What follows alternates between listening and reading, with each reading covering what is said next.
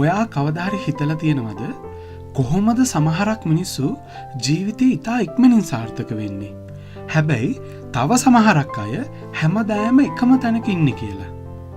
ඒක වාසනාවද? නැත්නම් එයාට තියෙන සම්බන්ධතාවද? එහෙමත් නැත්නම් මුදල්ද?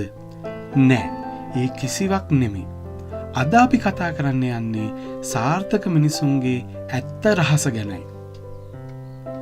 සාර්ථක මිනිසුන්ගේ ලොකුම රහසක් තියෙනවා.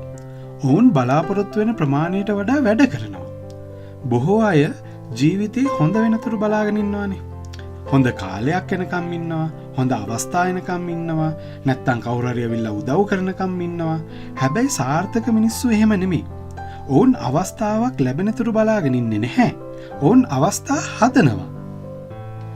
තවත් ප්‍රබලතම රහසක් තමයි සාර්ථක මිනිසුන්ගේ ජීවිතයේ ඩිසිප්ලින් කියන දේ ඉතාම බලවත්. එයාලා මොටිවේෂන් තියෙන දවසට විතරක් නෙවෙයි වැඩ කරන්නේ. එයාලා මොටිවේෂන් නැති දවසටත් වැඩ කරනවා. ඒක තමයි වෙනස. සාමාන්‍ය මිනිස්සු මොනවද කරන්නේ? හැඟීම් අනුව ජීවත් වෙනවා. හැබැයි සාර්ථක මිනිස්සු තීරණ අනුව ජීවත් වෙනවා.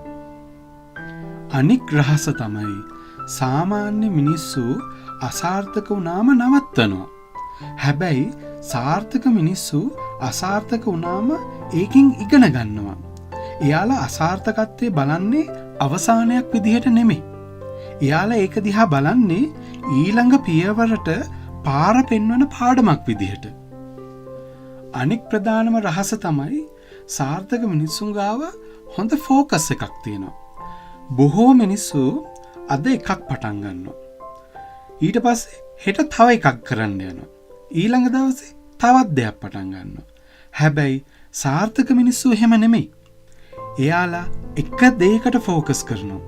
ඒක සාර්ථක වෙනකම් එයාලා නවත්තන්නේ නැහැ.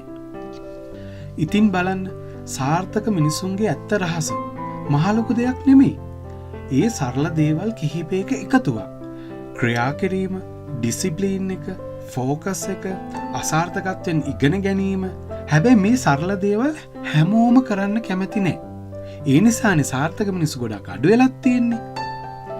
ඒ නිසා අදින් පස්සේ ඔයාගේ ජීවිතේ වෙනස් කරන්න ඕන නම් අවස්ථාවක් ලැබෙනකන් ඉන්න එපා. ඔයාම අවස්ථාවක් හදන්න. ඔයාගේ අනාගතය ඔයාගේ තීරණ වලින්මයි ලියවෙන්නේ. මෙවැනි ජීවිතය වෙනස් කරන කතා තවත් අහන්න අපෙත් එක්ක එකතු වෙන්න. සිද්දුර channel එක subscribe කරන්න.